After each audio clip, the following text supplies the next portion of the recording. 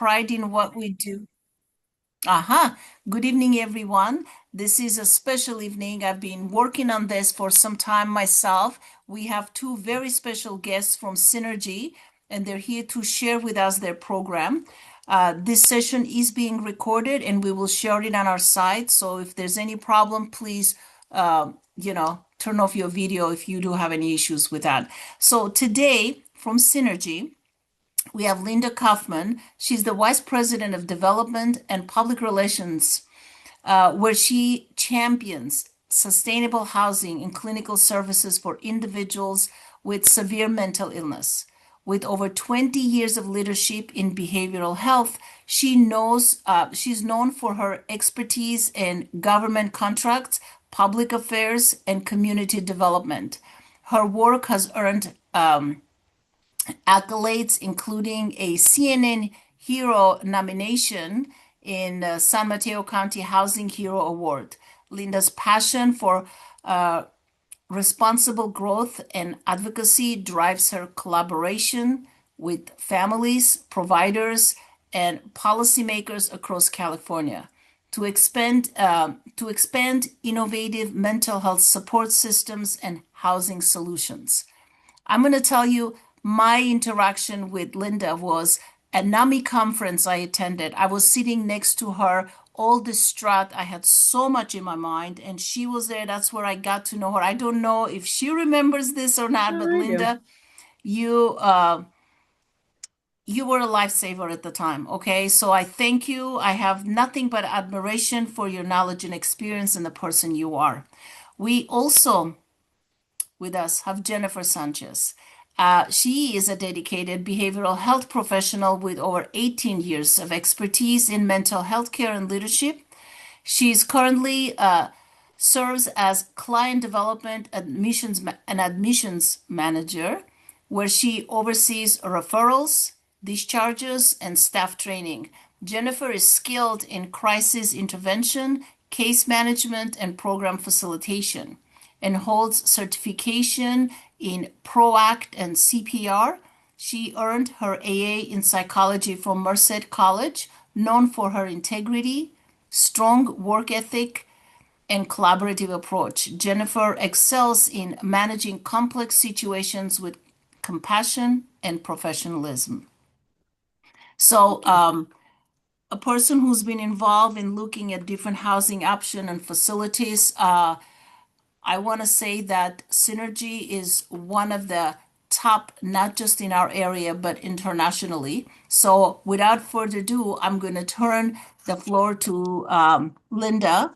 And maybe later on, we can say a couple of things about NAMI Tri Valley and membership and all. I should have said that, but I was late coming in and I rushed myself. So, really, let's get started, Lynda. You have a lot to Okay. say, and we want to hear from you. Okay. Thank you everyone for being here. I know it's late in the day, so I appreciate all of your time. I've done these presentations for years now, and this one I did a little bit differently because just because I think when you do the presentation, you don't get the full breadth of the challenges, the issues, the things that we're dealing with, especially when we're opening new facilities. So I tried to have kind of a reality check in some things also. Um, Not in a negative way, but like we're doing this all together. So I'm going to bring up my presentation. Jenny knows to yell at me if it doesn't come up because I had some challenges earlier. And I'm going to be probably flipping back and forth to a couple of different screens along the way, but following, it says sharing is not turned on. I just sent a request. Yeah, Marshall, maybe we need to allow sharing. Done. Yeah, Jenny will need it too because she has her pieces. Let me Should see. Oh, work for both of you. okay, got it. Thank you. Share. All right. Okay. Let me minimize this. So Synergy Programs, this is our Nueva Vista Sacramento campus. I love this campus because I actually opened it up as the administrator in July of 2014. It's turned into a beautiful campus from what it was. Um, it's really just gorgeous. So we are a modified therapeutic community. That is an evidence-based practice. And if you've been following about BHSA, one of the things that's called out there a lot, I'm going to turn off my phone here. Sorry, focus. Do not disturb. Sorry about that. Um, so part of the BHSA calls out, a desire to have more evidence-based practices. So not only do we have evidence-based practices that we'll share later throughout our program, the overriding program is a modified therapeutic community, which in some ways is simple that you have residential services along with. You did such a great job introducing me. Honestly, I don't feel like I really need to say any more about myself. That I guess I will say one thing. So I serve on NAMI Santa Cruz board. I have for 15 years, 15 years. I do have family members, a recently diagnosed family member with schizophrenia and younger too, diagnosed under 18. And then also my mother was bipolar and in and out of different facilities.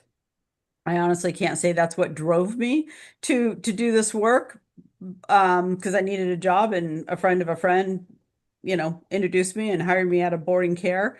But I think it's also given me an affinity for doing this work also. So I'm going to talk about our history a little bit here. So 2004 is when we started our LLC. I was here with Synergy in 2004 and 2005. 2005 is when we leased. We started out by leasing Morgan Hill site, and that's in South San Jose area. That is about a 3-acre campus, has a 70-person ARF license. And then also adjacent at 18217 Hale Avenue is our outpatient clinic. And then we have apartments above our clinic. So it's all on one campus, separate addresses. They just all happen to be next door to each other. Then in 2008, we purchased a facility that had been closed by community care licensing, an older adult facility. And that one had to really kind of be brought down to the studs and rebuilt from the ground up. So that's a 40-person adult residential facility. This one's our smallest program. It's also a little distinctive, has two separate wings. So this one has very distinct wings, a male wing and a female wing. Bedroom, a Jack and Jill, bedroom with a bathroom in between. And each of them have a male lounge on the male side and a women's lounge on the women's lounge. 2014, so we went a good 6 years before we opened up anything else. That's Nueva Vista, Sacramento. That's in Oak Park. That started out I want to say it was a 60-bed facility. That one had a lot of work that needed to be done on it. Did a lot of renovations. So for a while, it was only 24 beds and then 32. And then we had to do a lot of things. But now it's a 54-person ARF, adult residential facility. That one has its clinic on its campus also, in a 3,000 square foot portable trailer. And then that one, we have two houses on the campus, a 5-person female cottage independent living and a 4-person male cottage independent living. And those are going really well. This 2017 is when we expanded. Again, a lot of construction in those 3 years. This down here gives you a pretty good idea of our bedrooms, that they're a shared room, two people in a room, but the closet in the middle is kind of a natural divider. And so when we design our buildings from the ground up, that is what we're really trying to accomplish. We do have a couple single rooms, but not a lot. So that kind of gives you an idea of what that division looks like. In 2020, I'm going to talk about Vista del Robles a little bit more later. That was our fourth program. Very, very, very challenging facility to open for a lot of different reasons. I have history in another slide that we're going to review. We also opened up the Intensive Support Services Unit within, it's a program within a program. Um, and that one's come along, same thing. We opened up with, I think it was 42 beds and then 54 beds and then up to 80. And this was originally a 90 bed assisted living facility for older, from just seniors. And then no, I guess it was year before last. So September of 2024, we opened up our first older adult program. So that's an RCFE, residential care facility for the elderly. That one was super exciting because we had bought the building and it just sat there for a long time because it was during COVID. It was a lot of challenges. And then the CCE funds became available, community capital expansion. Yeah, community capital expansion. And we were awarded $8 million to frankly just build that. That was another one that went down to the studs. It was formerly a Montessori school, completely rebuilt that, and that $8 million paid for that. And this gives you an idea of some of our interior decorating, all of our facilities. Um, The bedrooms look like this. This is our men's wing at Nueva Vista, Sacramento. This is a bedroom down here. We do like to have men's wing and women's wing just for their own space, privacy. It's just nice. So that's just a couple of pictures of some of the inside of the building. This is well, it's kind of weird. It's the medication room, but they also do groups in here. They'll do medication, education groups, women seeking safety. It's a huge room for clients to wait. And over on this corner, you can't see it, of course, but there's a TV there. Behind it is kind of a natural barrier. We have two different windows so we can pass medications. At the same time to two different clients, and it has like a little divider between it. If you've never been in a boarding care medication room, ours are the ones in Sacramento at least are phenomenal. We're working on the one in Morgan Hill. They're beautiful. They're the most beautiful medication rooms you've ever seen, which probably doesn't mean anything to a lot of people. So this is as much as we can wherever we are. We're always trying to have landscaping, nice outside space. There's a nice table over here for people to visit with. This is much more grown up now. There's fountains, all these plants have grown in. I think this picture is probably from 3 or 4 years ago. Probably 4 or 5 years ago. So I'm going to talk a little bit about our clients. And hopefully I'll be able to do this. I'm going to talk about our level of complexity. And this is a sheet that I created about 8 or 9, probably 8 years ago. And it allows us to kind of know who is walking in the door, how we need to support somebody. There's part of this that also has to do with the money, level 1, level 2, and I'll explain that also. So this is a point system.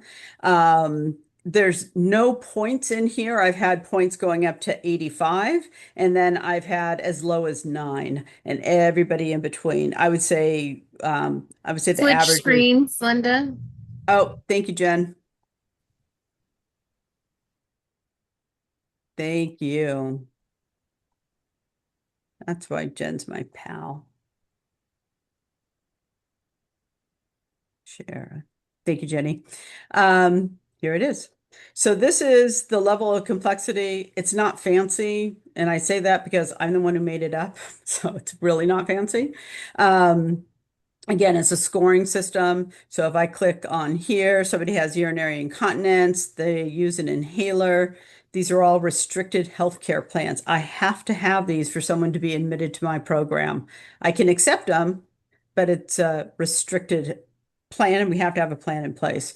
So if you see over here on diagnoses, these are, all the diagnoses we have or we primarily support. There is no points in this because this is who we serve, frankly. So, most of, I would say 85% of our clients have schizophrenia, or a psychotic thought disorder. The other have a, mood disorder, but significant enough that they were, placed in a long-term treatment program, a mental health rehabilitation center, IMD hospital, things like that. So I'm using typically 6 months previous, to kind of get a gauge of what could come up. We have an AB 1424 form, which we send out to families. If the family is involved or maybe later they're involved, then we get, some different ideas and maybe what some of their symptoms and triggers were when they were younger. But for this purpose, I'm usually looking at 6 months. I'm going to go down the symptoms, behavioral supports, special diets, medication, and medical. Clozaril has always been scored high, because I think out of 315 clients, we have 240, maybe 250 on Clozaril, which historically has meant that they have to go weekly, biweekly, or monthly to get labs, which is a lot of, time, money, effort, staffing, vans, and all of that. So that's why it's one of the higher scores. That's changed a little bit since we introduced the, what's it Lynda, called? I'm sorry. What is the higher score and the higher points? Did I miss that? What is the point system? So the point system is, I'll just come down to here. Level score, level of service score, 20 plus, 0 to 19. I don't have a score for an ISS.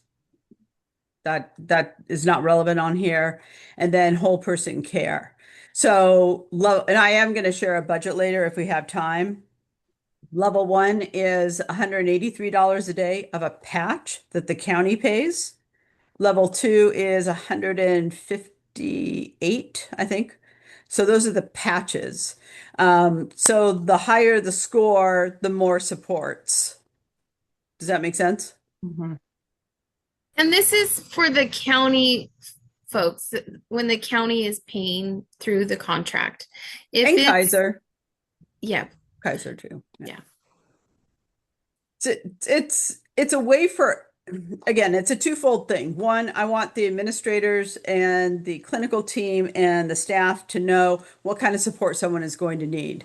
Also, like if I bring somebody in and I don't have a restricted healthcare plan signed by a doctor for an inhaler, that's a huge red flag. So, these are double cross-check systems also.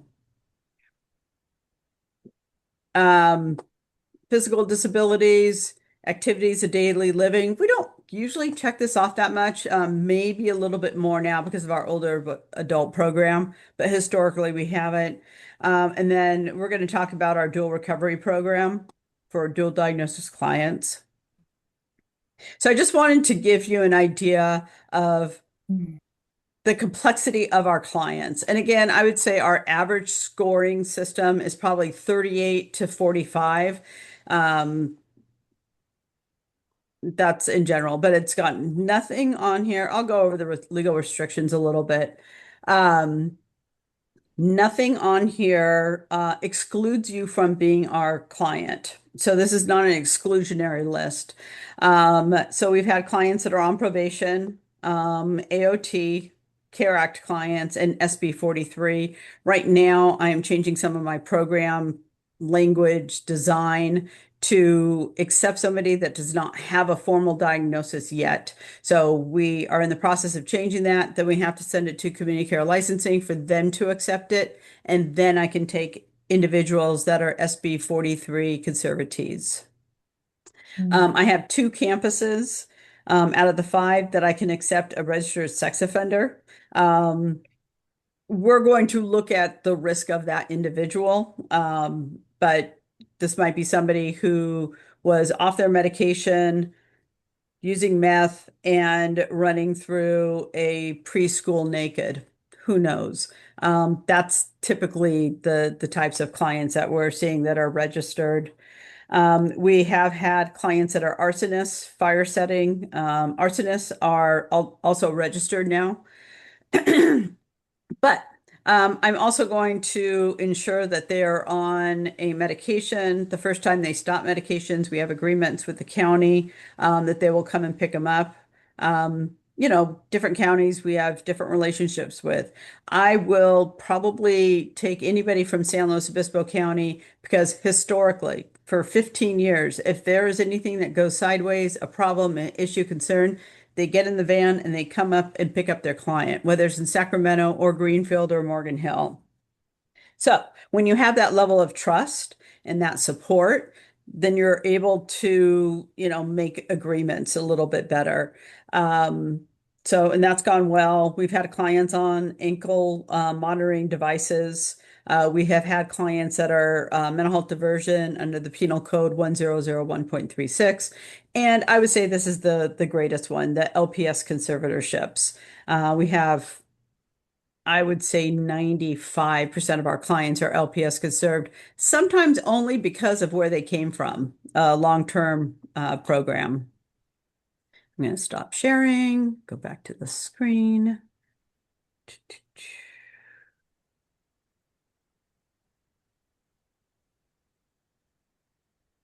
think this is it. Okay, so that's the complexity of care. And I will be sending all of this over so you can forward it. There's no secrets about any of this. And in fact, it's all in our contracts also.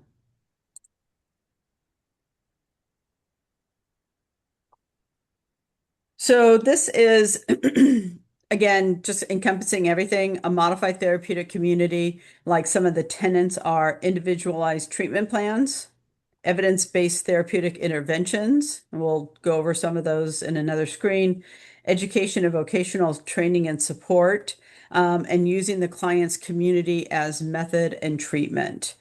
Jenny's going to talk about that. Under here, I'm not going to click on it, but there is a link if anyone is interested. I can send you information about modified therapeutic communities and the evidence-based practices and some of the things that go into it. And Jenny.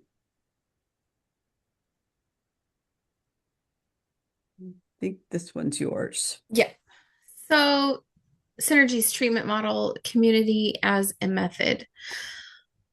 Definitely wanting to get our clients out into the community. So we focus on the environment of care. That does include the environment, our milieu on the campus, around the campus, in the clinic. We go over our program agreements directly with each individual prior to them coming in. It is very important they understand it's a very structured daily program. We do train our staff. I don't know if Lynda mentioned, we rehired Adam Dick for anybody that may have worked with him in the past. He was an administrator for 17 years, and then we rehired him as one of our staff developers. What is his title? Staff development? Staff development training manager. Yeah, so he does all this training with staff because some of our staff don't have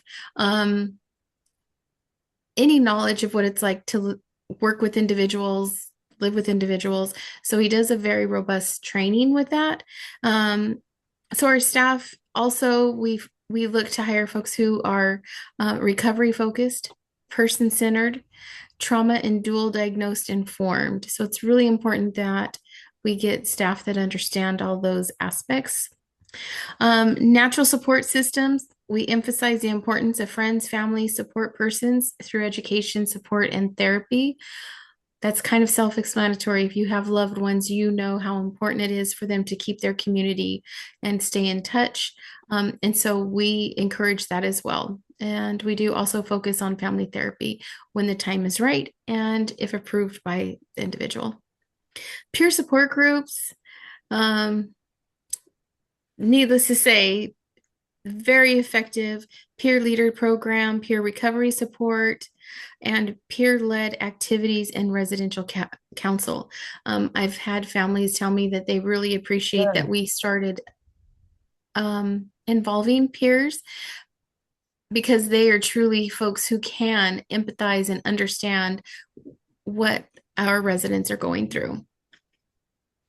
Special Integration Structured Community Engagement Program.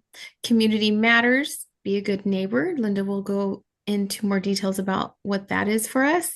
Connection to community resources, programs, and combating stigma. We always will be fighting to combat that stigma. Any questions on that? Okay. Anything to add, Lynda? No, you're doing great.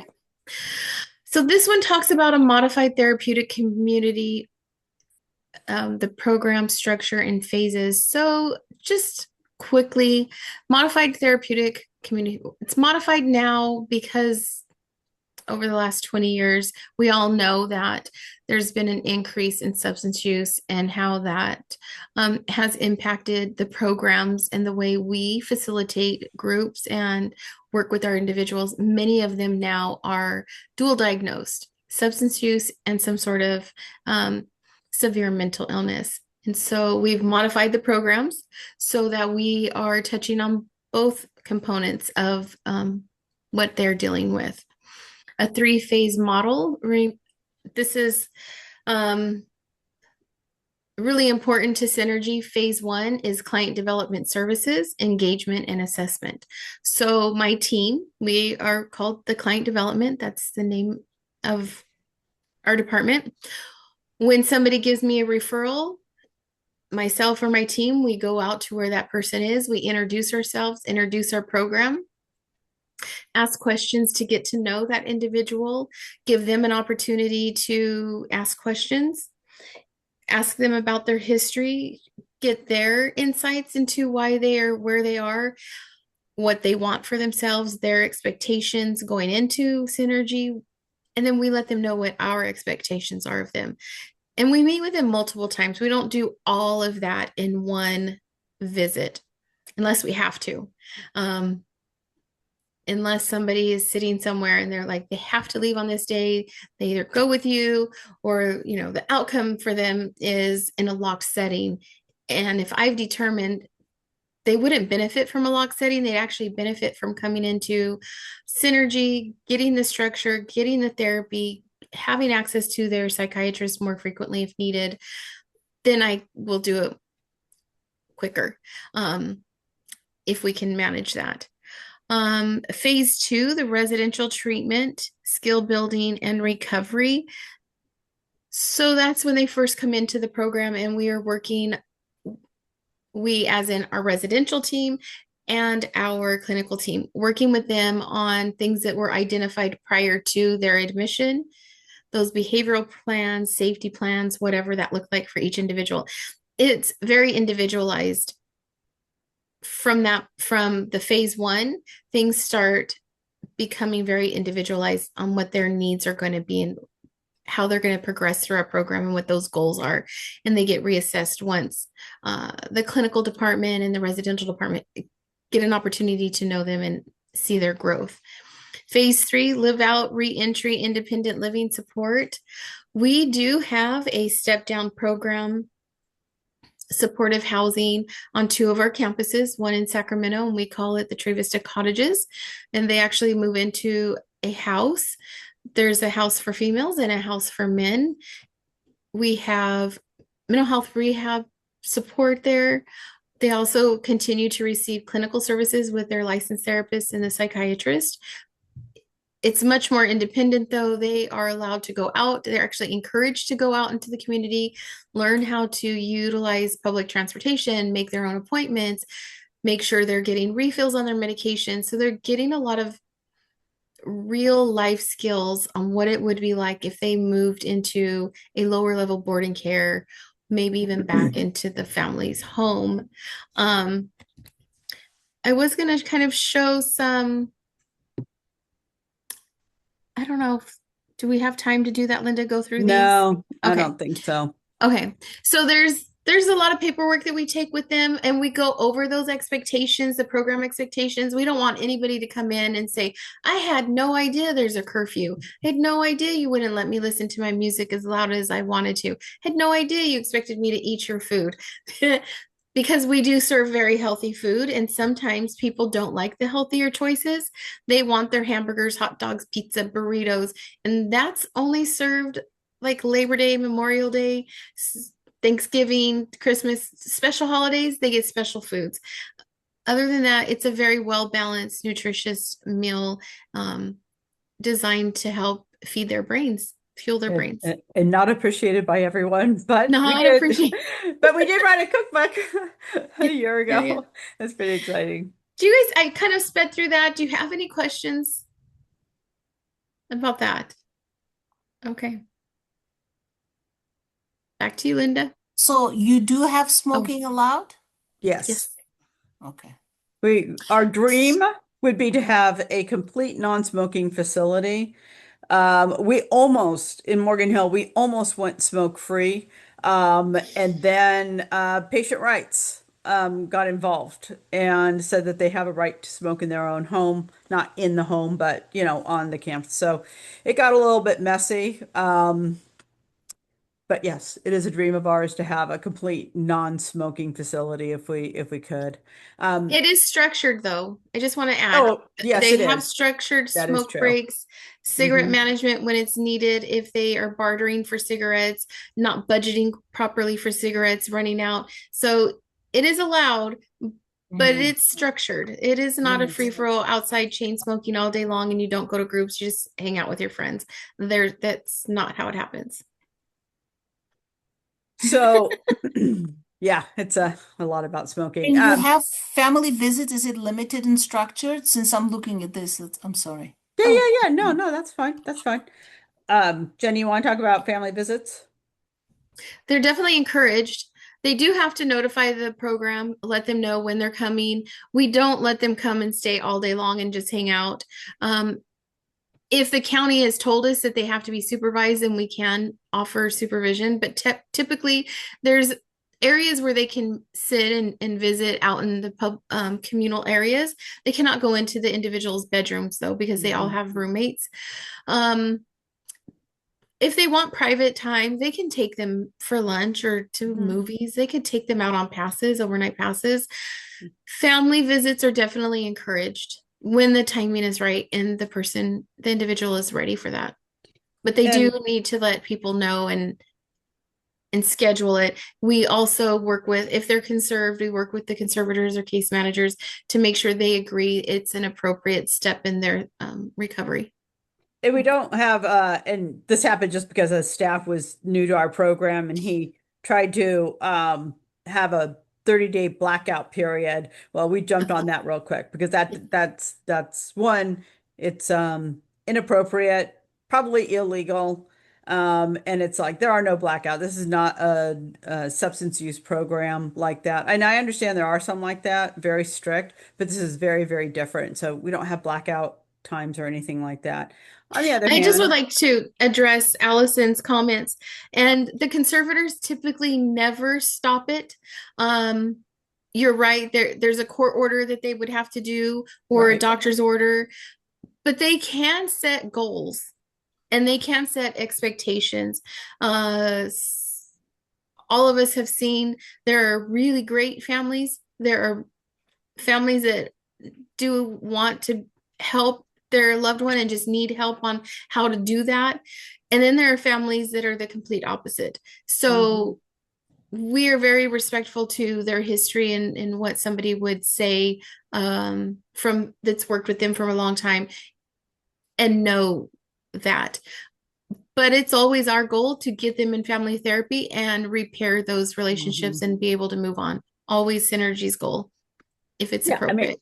and I've had huge extremes. Like Mhm. 10 years ago, a father was trying to get the conservatorship of his daughter that he had prostituted in the past. So that didn't go over well. That was a big kind of uproar. So you have those extremes too. I think one of the most amazing things about Arturo, he's our president and CEO, and he's really been here since the beginning, is he is just passionate about grief therapy for clients and families and also reunification, for, one of his families that he reunited as a brother and his family, like that hadn't seen each other for like 30 years. They were on the East Coast, and you know, so I would say we're very pro family, and you know, I'm a family member. I don't want to be kept out of anything. That's just my personal thing. Um, so I'm gonna glaze over this really quick, but because I'll send you this PowerPoint presentation also. So these are some of the practices we use: recreational therapy. The R is in the residence. C is under the clinical part. Mindfulness, both the clinic and the residents participate in that. Safety planning. Safety plans are created in the clinic with the therapist. The client signs off on it, and then it's shared to the residents, to the boarding care.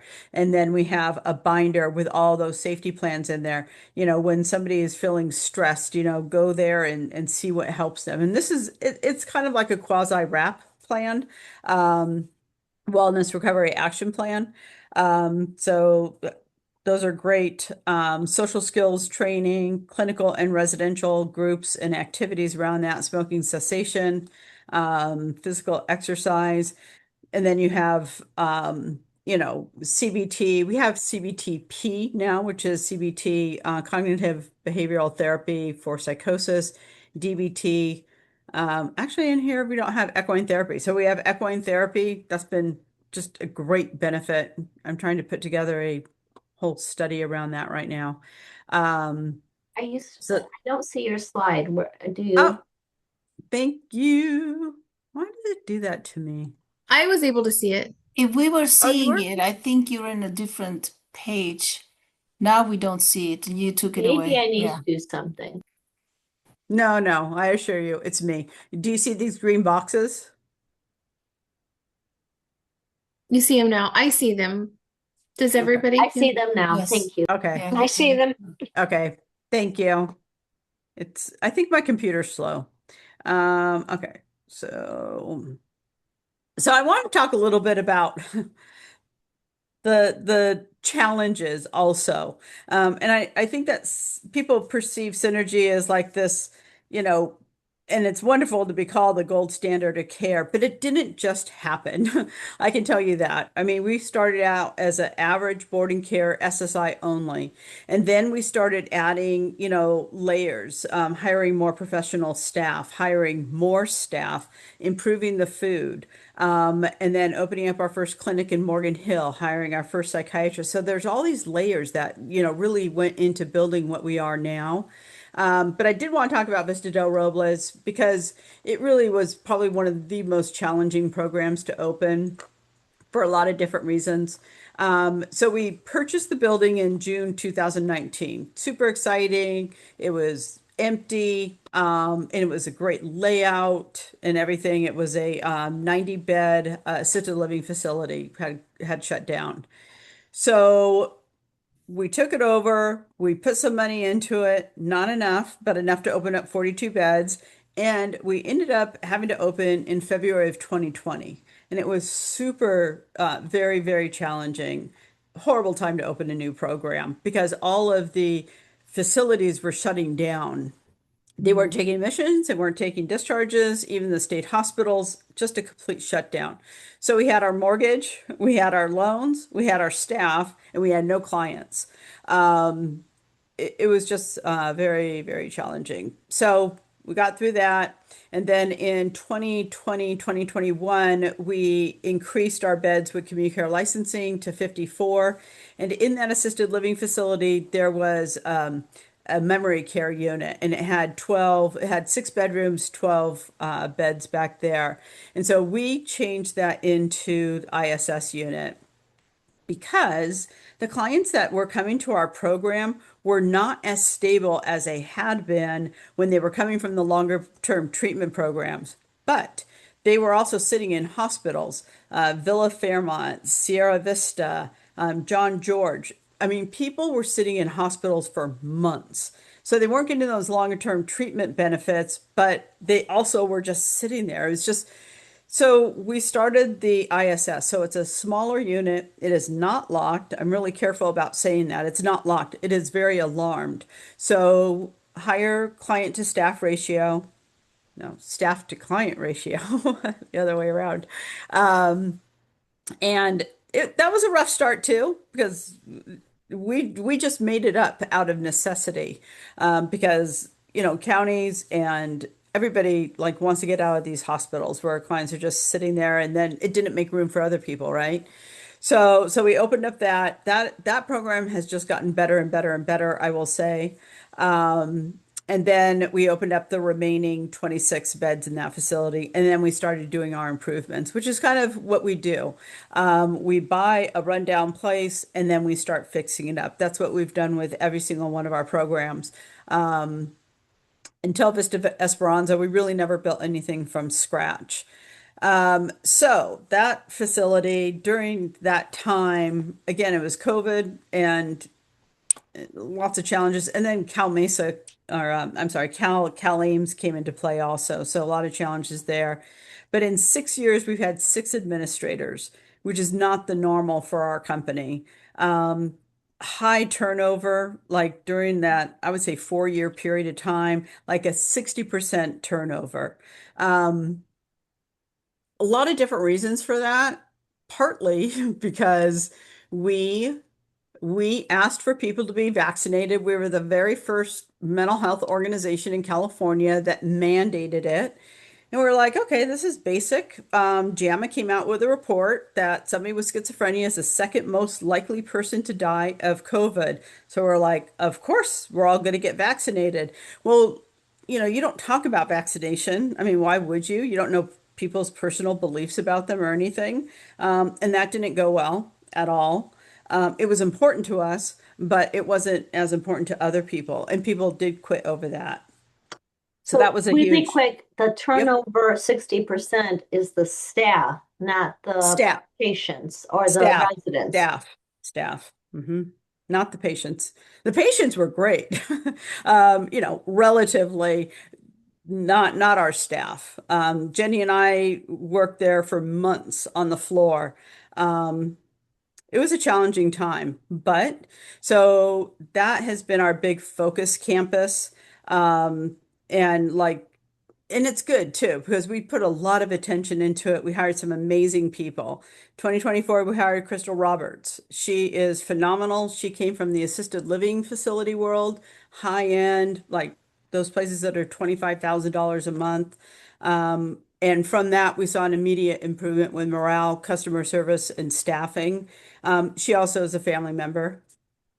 So I think it all kind of clicked for her. She's really just a wonderful person. She manages all five residences. Then we hired Miranda Balby. She is a director of clinical services. She came from Kern County, so she knew the county systems of care. She was great, more clinical stability. Then we hired Marielle Russo, again, 2024 vice president of HR. She worked in dual diagnosis programs as HR. So all of these things, I mean, it took a while for them to get kind of sorted out and write policies, not, oh, this is how we do it. That's not efficient at a certain point, right? You can't say, oh, because Jenny said so. They'll do it because Jenny said so, but we need policies, right? So we kind of formalized a lot of these things. We rehired Adam Dick, which was amazing for us. Very He's just very experienced in all things. And all of these people have a passion for seriously mentally ill individuals, myself included. Jenny and I and Adam Dick all worked in locked facilities. So we're comfortable with people with schizophrenia in those secured settings. And then this last October, we hired Justin Lomack. Great guy. He is our general counsel. So he helps with our contracts. I manage 29 Medi-Cal contracts, and it's a lot. And they've gotten more difficult because of Cal Ames. A lot of different challenges with that. He also helps with our contractor licenses, our building, our contractors. It was just that time. We were spending more money outsourcing for legal fees than to bring somebody in. He's a great addition. And I put this slide here to demonstrate that we go through our challenges and our pains. It's all about how you're going to fix them. So that facility So Haley Cross started as a associate marriage family therapist in the clinic, and then she was promoted to the clinical supervisor. She was great in that role. Then she was promoted to our quality improvement director, wonderful in that role. And then she just moved over to be the administrator of this facility. Rarely does somebody from the clinical side go to the residential side. It's usually like somebody on the residential, they're going to school because they're trying to get over to the clinic because it tends to be higher paying. I wouldn't say that's as much the case anymore, but there's more high paying, positions over in the clinic. I'm gonna go. Did it change the screen? Yes. Okay. Yeah. So Everybody can see it, right? Yes. Okay. Yes. clinical engagement. So this is a snapshot because she was QI. She's great with all these PowerPoint presentations. So Haley had put this together for our team. So this is from Q1, which would be July 1st through October 31st of 2024. These are all the engagements. So these are called touches. It's not hours of service, means, hey, we checked in for 15 minutes. This is partly of the things that had changed. So at that facility, which we have consistently 80 clients, in Q1, the psychiatrists and LVNs had 1,104 engagements with clients. The therapists had 977 engagements with clients in that first quarter. Rehabilitation, the mental health rehab services, that was 1,588 touches or engagements. Case management, 510. Our groups, 603. So that would be equine therapy, our SUDS groups, substance use groups, peer support groups, 109. We do not count on the billing for peer support specialists. They're not part of our, what is that called, Jenny? Yeah, there's a term for it. Like everybody has to work an average of 4.5 hours doing clinical services, like where you're doing documentation or you're, working with clients. We don't have that same one. So You mean there's like productivity? productivity. Thank you, Jenny. Okay. So they're really not included in the productivity for that, which I think is appropriate and that's good. And then we have our, these services have only, been going up, which I like. So I think we're going to be seeing more and more of this. We had three solid, great psychiatrists for years. I would say 6 or 7 years. Dr. Finko, Dr. Brampton, and Dr. Lilly. And then Dr. Lilly has kind of gone into a medical director position, so he supervises all of them. And now we have 6 psychiatrists with a seventh one coming on in the next week. So we have 2 geriatric psychiatrists, and then the rest are spread out. So we want our clients to see psychiatrists as much as appropriate. We budget 1.5 hours of services every month. That could be 3 hours for one person, half an hour for another, whatever that looks like. But our clients are complex. So I just want to mention that piece. Drugs were just a huge problem at that particular site. Running after clients, just really trying to get them to not do drugs, walking out. And this has been a huge improvement. So Jen, you were going to talk about this screen. Sobriety maintenance has Oh. definitely changed at Sorry. this campus. When Haley took it over, we had counties who actually asked us not to place their folks there because of the heavy drug presence in that neighborhood. And they just didn't feel their person would be safe and be able to maintain their sobriety with it literally around the corner. So again, so July, 94% of our folks in that facility were able to maintain their sobriety. So that means 6% were not. It increased. So this is just the first quarter of 2025-26. Went up to 96% in August, 100% in September, which was huge. October, 99%, November, 94%. And we don't have the stats for December, but it's wavering. But all that did was just make staff bump up their program and go back to the drawing board and see what else needs to be done. Mhm. We brought in service dogs now. They are search dogs called Wonder Wolves is the name of the program. And they go into the facilities, all campuses, but in particular, we're talking about Vista de Robles, go into the facilities, into the clients, the residents' bedrooms, sniffing for drugs. The residents were told ahead of time. Some of them automatically started turning in paraphernalia or anything that they had. And it was a really good outcome. It was very helpful to help them stay on the right path. The Opioid Coalition came in and they did a presentation on substance safety and Narcan use.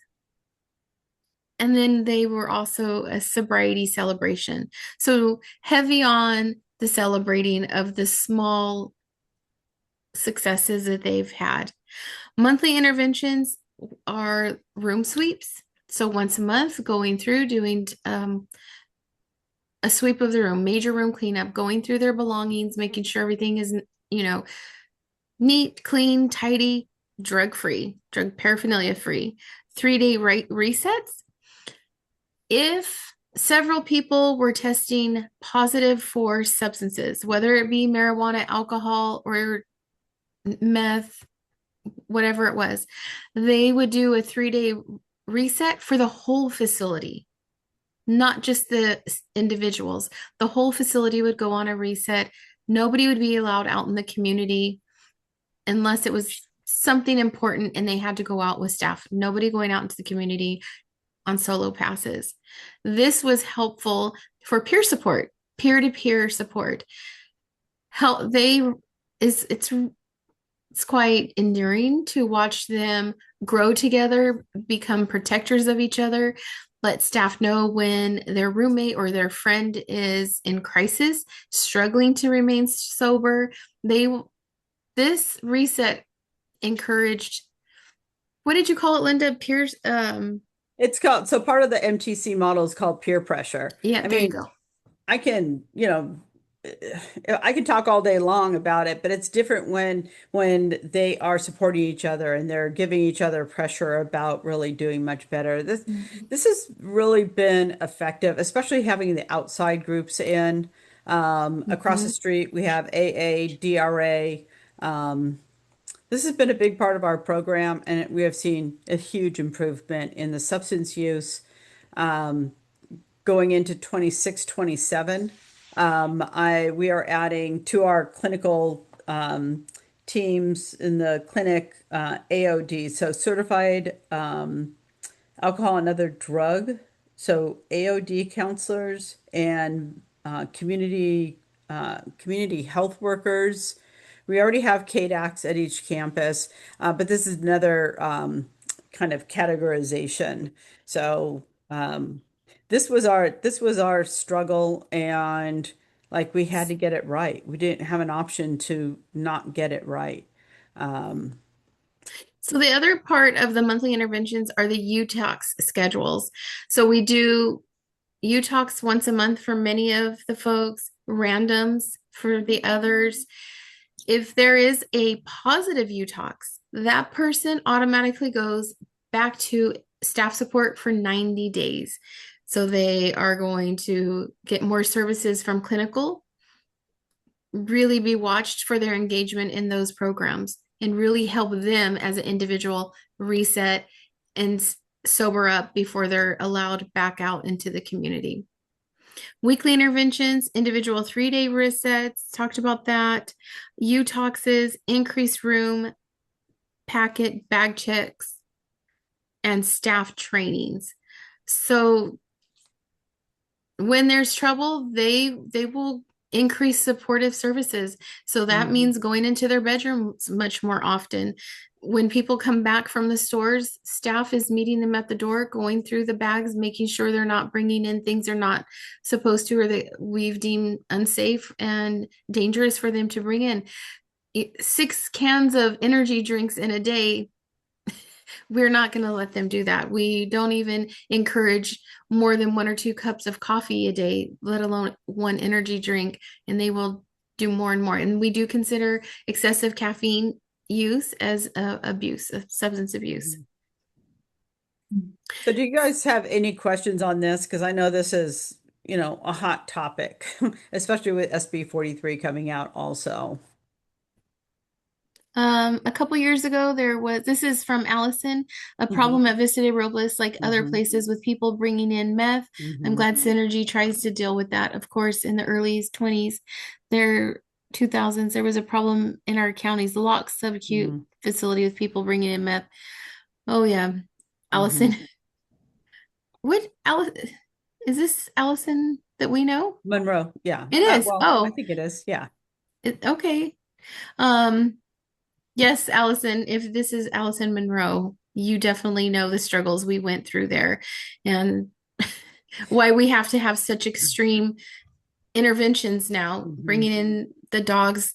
Some people were very shocked that we did that. Mhm. And we had people speak against it and say that that was going to be traumatizing to the residents, but it wasn't. I don't, you gotta keep them alive, you know? yeah, Thank you. It's not Yes. Yeah. safe to do Yeah. meth at all anymore, or any crap that you buy and, smoke or put in your nose or shoot up. It's killing people. Yep. Yep. When we did some focus groups around this because we don't like to scare everybody. So we did some focus groups and there was a huge resistance about it. But the first company we spoke to, it was kind of through the FBI or an agency of, or a, company they use. And they were required, if they found drugs, then law enforcement had to be called. And there was a chance, I thought it was a pretty low chance, but there was a chance and a risk that our client could be arrested. So we scratched all of that and then we kept on looking for the right thing. So if a client tests positive, we send them out to the hospital to be medically cleared. Now, I'll be honest, UC Davis was not in love with us. One doctor in particular was not excited, but Dr. Quist kind of stepped in and helped us negotiate. I said, we don't know. Send someone to bed to sleep it off, and then and then they never wake up. So we feel pretty strongly about sending people out to get medically cleared. We do not evict somebody for use, except I will fast track somebody to leave our program if you bring drugs back for other people and jeopardize their sobriety, or if they become so psychotic, we just can't support them.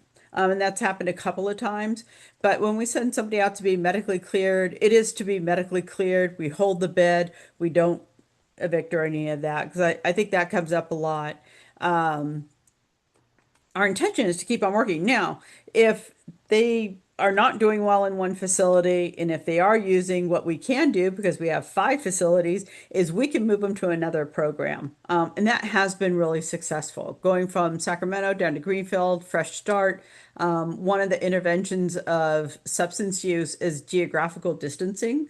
So, and I would still say we're still not perfect.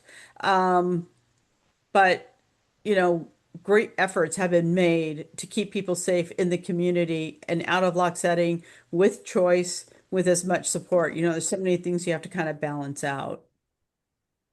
And I wanted to point out the picture down at the bottom corner on the right with all the red big posters says, "Look how far you've come.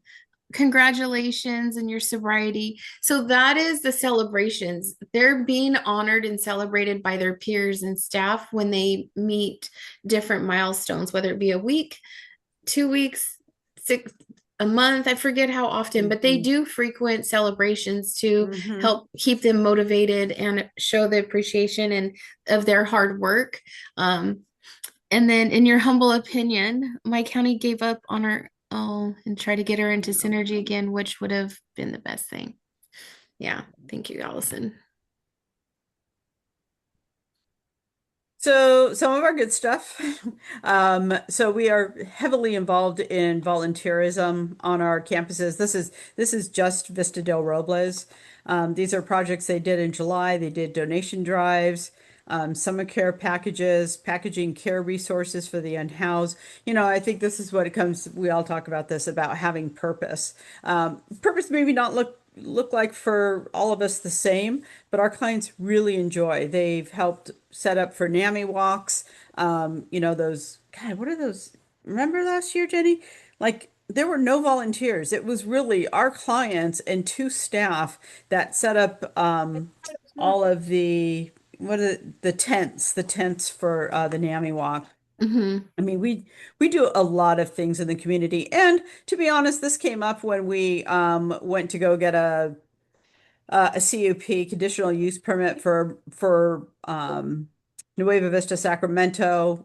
Neighbors did not want us to expand, and I don't think we really, you know, we don't talk about this stuff. We just do it because it's the right thing to do, and our clients enjoy it, and our staff enjoys it, and we're giving back to the community. But we never really highlighted it. Now it's like, okay, you think that we're a bunch of lazy slobs doing whatever they would accuse us of, all unfounded. It's like, okay, now we're going to start tracking it to Dumping their really garbage in their neighborhoods. yeah, it's absurd. We're like the cleanest place you'd ever want to be.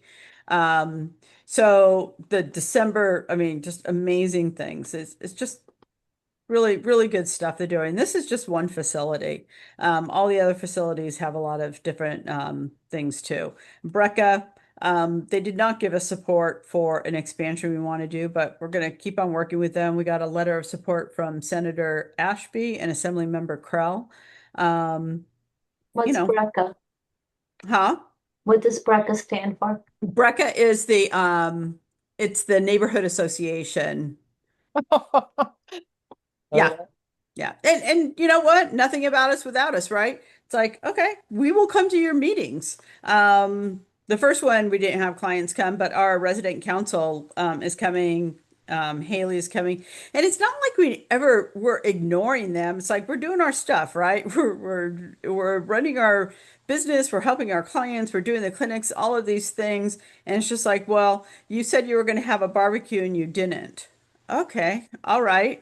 Like so, you know, there's always areas of improvement. So now we go to the BRCA meetings, the neighborhood association meetings, and it's always Haley and two clients, which I think is appropriate. Like they live right next door to to the library, and the library is where they hold those meetings.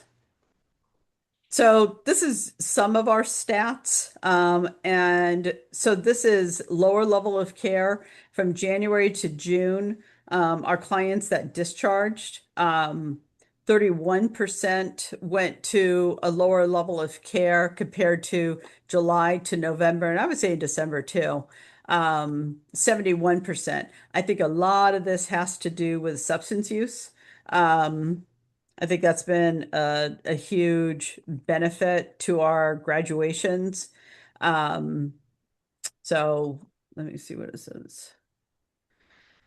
Average census is 94%, which is good. I'd like to see it around 98%, because there's a piece of all of this that, we rely on that funding to pay for our staff and our doctors, our clinicians, and our administrators.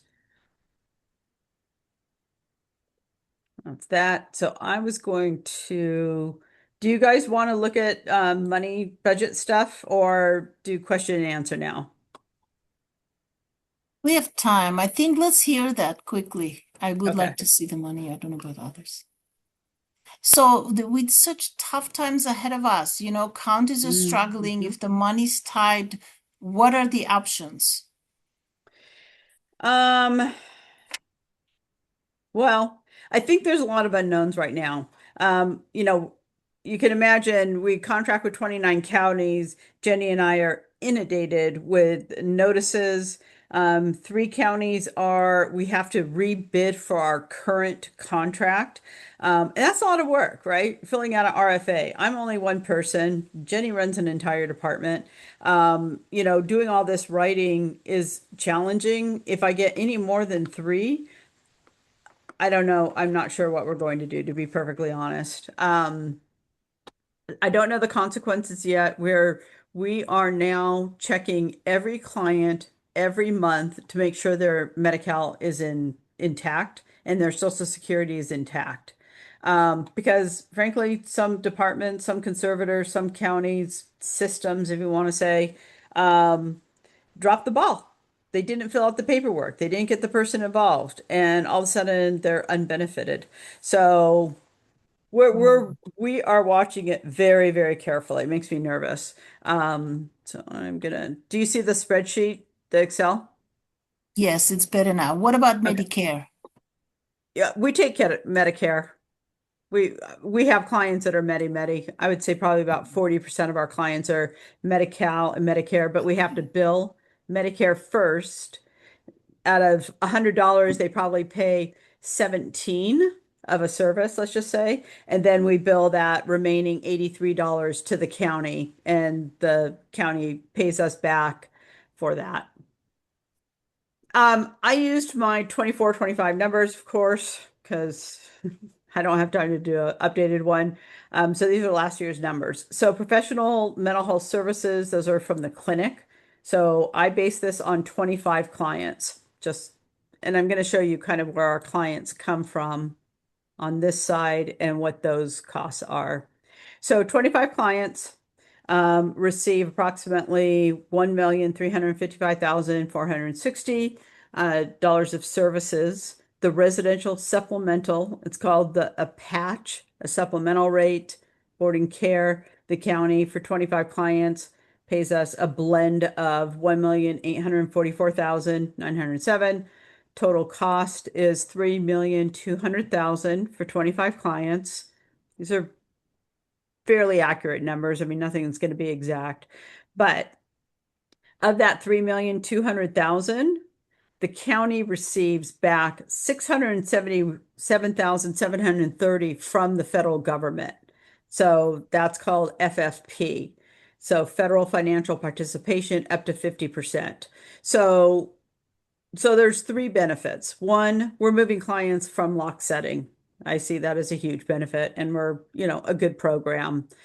The county is saving money from the level of care they were at, and then they're generating revenue from our clinical services that we provide. The chances of that refund coming from the government might go away. I don't think it is. Not Okay, for that's SMI clients. SMR. Yeah. Okay, good. Good. Yeah. Mild to moderate managed care, ECM, the enhanced care management. I can't speak to that. I'm just not sure, but I feel pretty comfortable. People with a severe mental illness, which is who we serve, are going to be okay. Is it still 2% of the population in general? I would say so. Increased. Probably, I think it's a little bit higher now because of marijuana-induced Drugs. psychosis. Yeah. Which, if you're my Facebook friends, you can see I go crazy on that stuff. But that's Can I okay. just add something just in case anybody is here thinking about like a referral to our program? So the Medi part that we accept doesn't pay for their stay. So if somebody were referred to the program and you say, well, Lynda said you guys take Medi, yes, Mhm. it helps the billing side for those folks who are conserved. The behavioral health department has the contract with us and they get that money from the Medi like Mhm. reimbursed to them, and it helps pay for that. If somebody were to be referred to our program and they are not conserved, and they do not have the private funds to pay for themselves, and they're not Kaiser, they're only Medi, we would not be able to accept them. They have to be a county system of care client. You can have Medi-Cal and not be part of Alameda County Behavioral Health Services. Yeah. So these are It just county clients only that I'm talking about here. Well, if county doesn't pay and a person have Medi, can Uh-huh. at least portion of that pay for their medical stuff in there, and the housing will be left to the families? How does that work?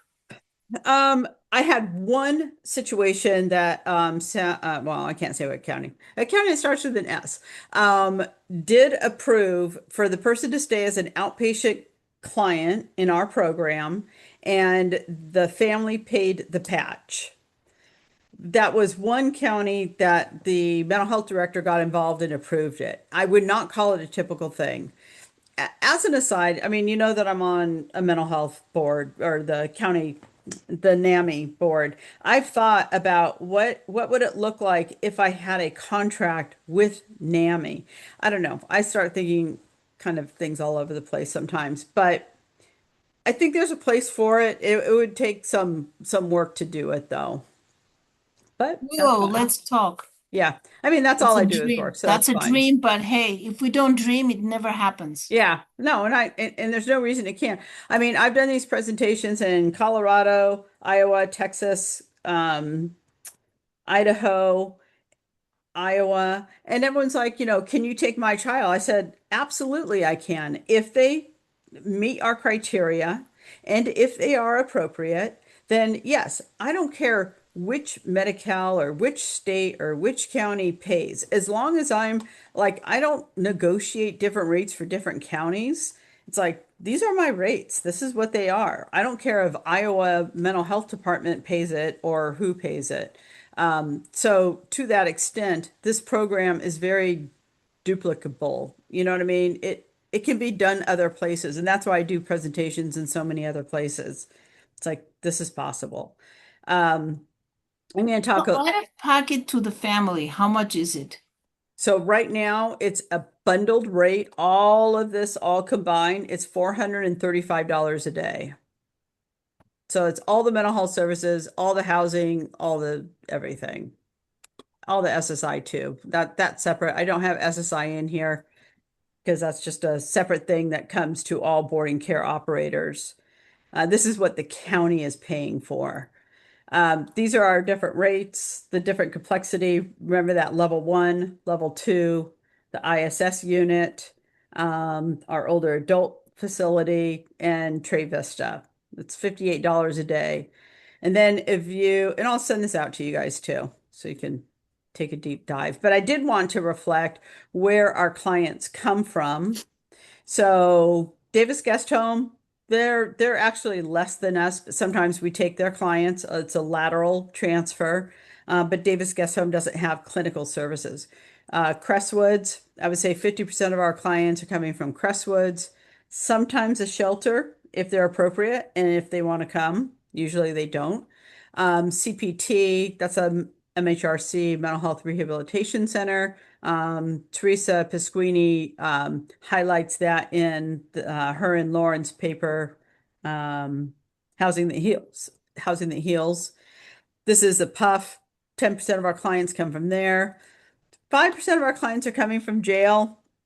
I'm figuring out some other numbers right now, but this number, the 672, this is from a RAND report, and this is at the Men's Central Jail, the Twin Towers in LA. So this is somebody being incarcerated and their mental health services on top of that. And then state hospital, I think this is low. I think that all of these rates are honestly on the lower side, but I was just trying to get some numbers. But if everybody comes 25 clients in that mix, it would cost the county about 4,253,163. There's no Medi-Cal reimbursement because they're not in places where you can do that billing. So the total cost of county would be 4,253,000. Total cost of Synergy would be 2,522,000. And Marina put in there for Santa Cruz County, so you're pretty close, Marina. This is pretty close to what you said at 5 million. Yes, and consider that they will be in a cage with no light, getting worse and decompensating. So, that's not a treatment. The quality would be incomparable. Incomparable, and it's much more expensive. That is the paradox. I'm going to turn that off so I can see you guys. See if there's any questions. Oh, thank you, Allison. God, it's Allison. I need Allison. Allison to write my RFAs for me. Um, so it's a lot of information, and this is what I would invite you to do. So about 12 years ago, the graduating NAMI or family to family course, their graduating class back when we had 13 or 14 classes would on the last day they would come and take a tour of Synergy. There's usually like probably like 12 to 15 people, and they would come and take a tour, and they would have their graduation celebration and have lunch. And because I think it's important for people to know what the expectations should be, like what are the groups, what are the meals, what is it, what's reasonable to ask for. I think people have gotten pretty comfortable with us. I think we push ourselves harder than anybody else could. And that's good. So if there's a problem, it's like, oh, I don't want to tell him, I don't want my son to get kicked out. I've never ever seen one of our clients suffer because of a family member getting upset at us, or really clients don't get upset on it, or families don't get upset. It's usually a conversation. We had a situation that somebody wasn't, billed the correct amount, and it's just like, well, I didn't want to say anything. It's like, oh my goodness, but that's the fear that families have so much. And that's not great. I don't want to be yelled at either, but I can have a conversation with anybody. I can make improvements. I can apologize if we did something wrong. And also there's sometimes some missing information on the part of the family about things too. So I hope this kind of gives you a big picture, a little bit of the program. I have two questions. Yep. Alameda County, do you currently have any clients? We have two clients. We've had a long contract. They do not place or refer very often. However, so one of the other people we hired last year, I didn't put it on there, but I should, was Asha Safai, and he is working under me as a consultant. He is our local government affairs consultant.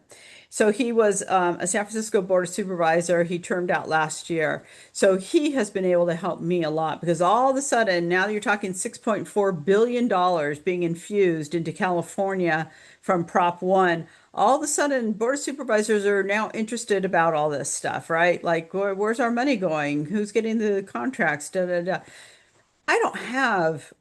Like I am just literally one person. So Asha came on board to help with some of those supervisors and explain it in the way that they understand.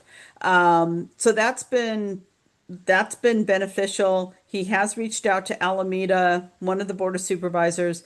I would like to work with Alameda more. I think you have 1.9 million people in the county or something like that.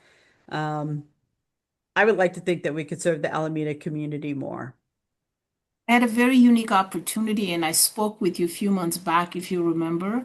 Okay, so my son was in Villa Fairmont for 3 months, and we were looking. He's in a care court program, Mhm. which, by the way, I'm going to try to bring him next month to tell us what's going on. But he is in a care court program, and they have some. Uh, my concern is he's not getting the service. He's high. He needs higher service, Mhm. right? And it's just not happening. But I was told when he was in Villa Fairmont that they don't want to do this is because really, if he gets in trouble, if he walks out of there, the people here cannot reach out. They cannot pick him up. They cannot provide the care. They So it's on their choose not. conscience.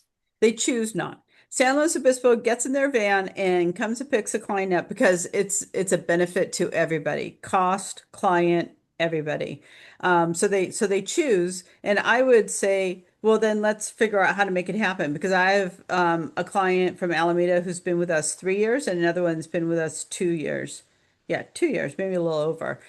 So there are people that don't walk away. There are people that are successful. There are some that are not. Of course. And, that's a question I'm asked a lot. It's like, how successful? What are your outcomes? I was like, I can almost guarantee 99% of the clients will be successful if they don't do drugs, they stay in our program, and they take their medication. Well, that's a lot of magic to happen sometimes with some people, but for the most part, our clients do stay in place. They do appreciate what we do. So it's Alameda could be like San Luis Obispo because you're a heck of a lot closer. Um, so it's possible. The will and the way, right? You answered almost the one of the questions I have. What is the average stay and the longest stay? I guess we have So 3 and 2, um, at least with Alameda. so for a modified therapeutic community, historically is 12 to 18 months. Historically, that's somebody with a substance use, maybe a little bit longer. When I received that $8 million grant, I had to do this huge demographic dump. So 22% of our clients have been in our program more than 5 years. Most of those are Tulare County clients. That's the longest contract we've had. And I know there's clients that have been there 15, 18 years. They don't need to be in locked care, but they're also might not be successful in a regular boarding care. Historically, somebody with schizophrenia, maybe mild to moderate intellectual disability or a traumatic brain injury, second, and then insulin dependent diabetic or a combination therein. Anybody with 3, 4, 5 diagnoses, typically it's going to be a little bit longer. The younger they are, the shorter they stay. They're getting on newer medications, injectables, get on with your life. Let's do this. Clients in their 30s, 40s, 50s, I would say 40s, 50s, maybe 60s, tend to stay longer. But you can stay for 30 days. We've had Kaiser clients that have been there 30 days. And then I have clients that have been there 18 years, everybody in between. So my question, I see that you build all these different ones that are awesome and great. What about in Alameda County? I know you don't do much there, but taking over like an old convalescent home and So Tulare County approached us at the end of 2024 and hired us as a consultant to help them build a Synergy campus in Visalia. They were really smart. They bought 2 assisted living facilities. One's 25,000 square feet, one's 20,000 square feet. So we're helping them on the boarding care part of it and how to design that. In fact, we had a meeting about the kitchen today. Then on top of that, Tulare County, one of the only counties that I know of, was running their own boarding care called TLC, Transitions Life Center, I think. And I don't understand all the union-y kind of stuff. I just don't. It's not in my world. But there were some changes that they wanted to bring in a provider. So we are probably going to go in July and start managing that particular boarding care, at least until Casa Grande opens. That's a 60-person boarding care. I think that where we can help the most in the big picture is consulting with other counties, state, and providers how to do what we do. But I have toured every single large provider, Turning Point, Telecare, Front Street, Buckaloo, Kaminar, all of them. All of them have been to our program. And it's just like they don't want to do what we do.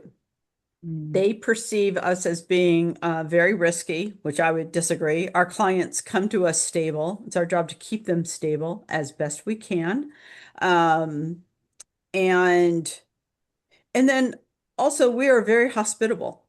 As a number, we try to be 70% hospitality, 30% mental health services. How can I help you? I don't have a degree in psychology. I don't have a degree at all. I was a bank manager before I got into this, but I know to be hospitable. I know how to be nice. I know that if you're not having a great day, I'm not going to be all up in your face. Some common sense things there. So and that seems to be the struggle for other providers to have that customer service hospitality approach. I can't teach that. So I can give them the floor plans, I can give them the menus, I can give them our policy and procedure, I can give them everything. But unless you have the desire to have quality, I don't know how many others are going to do that. Not for what's perceived as they're just Medi-Cal clients, because golly knows I hear that a lot. But Janet had a question. yes. Did your question get answered, Janet, about understanding the county system of care that the client constitutes? Do you understand that now? No, I'm still confused there.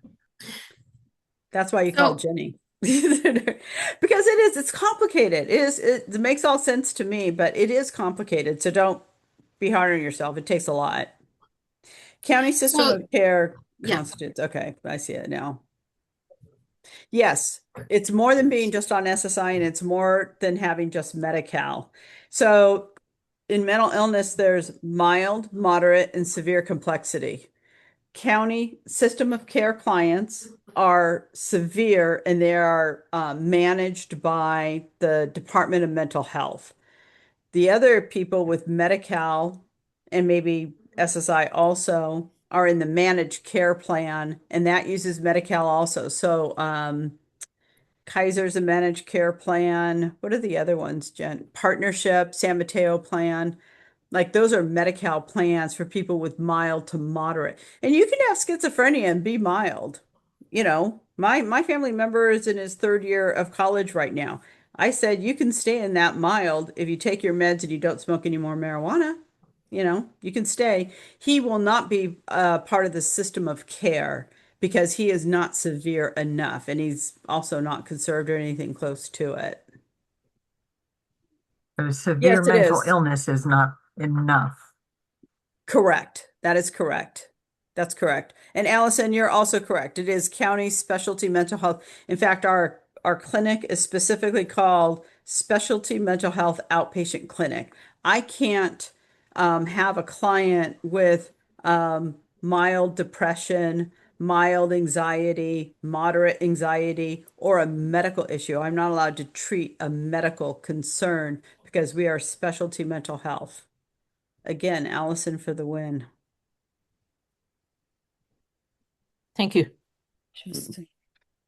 She's So So great. what do you do with this whole substance use? Because I know my son's struggling and he thinks he's harm reducing, but the darn thing, there's no harm reducing once you start that little by little. So he goes into the hospital, in and out, the whole cycle, right? How do you address that? I think that's, you can throw someone into a AA, DRA, all those groups. Really, where I think that helps is one-to-one therapy. Just sitting down, one-to-one therapy. And then we have groups with like 5 individuals, and we have this amazing work group. It's like 10 work groups that they go through it all together. And Jenny and I have read those groups or their work groups after they've written in them. We've seen the examples of them. They are very deep. They are very deep and powerful what our clients are thinking.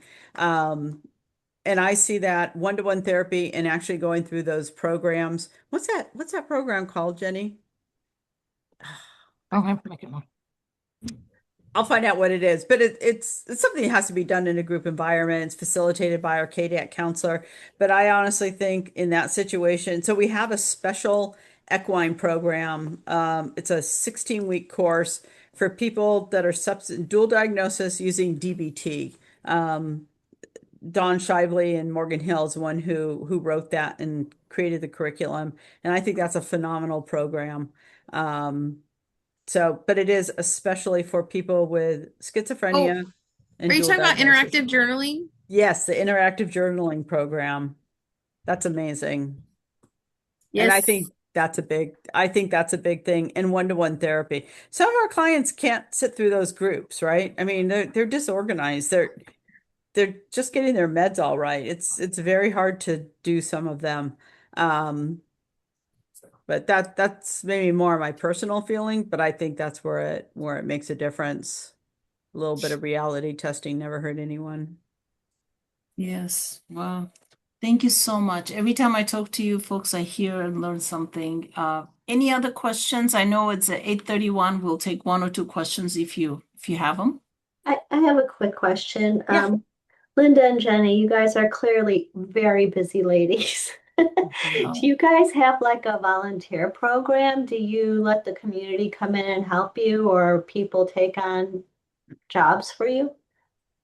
Jobs, yes. Volunteers, we've had struggles with some volunteers not passing the background checks. And it HIPAA. just became challenging. But I don't know. I mean, honestly, with Crystal Roberts there, I feel like anything is possible between Crystal and Miranda. It's like, why not? We used to have a volunteer yoga teacher in Morgan Hill. We have had them in the past. Um, but we have to be careful. You know, all of our staff goes through Department of Justice, like intense background checks. I've had to have people unfortunately walked off of the property because they didn't pass it. Um, yeah. Wow. So yeah, it's I had somebody who was working in an acute behavioral hospital while they were applying for us. They didn't pass the background check and they didn't pass the clearance. I was like, what? This person's working in a hospital for God's sakes. But what it is, and what I was educated about, is when someone's in our level of care or boarding care, you have more access to them. Oh, take the client, to their doctor's appointment, or, doing this activity or taking them out. Whereas in a hospital, it's more of an enclosed environment. You can't get away with a lot, and I think there are problems in some hospitals with that being said also, or locked facilities. I mean, of course, I hear a lot of different things. So the more access you have to somebody who's vulnerable, and I would say all of our clients are, the riskier it is. So the higher standard of a background check. So that was kind of a wake-up call for me. Interesting. Thank you. Yeah, it was interesting.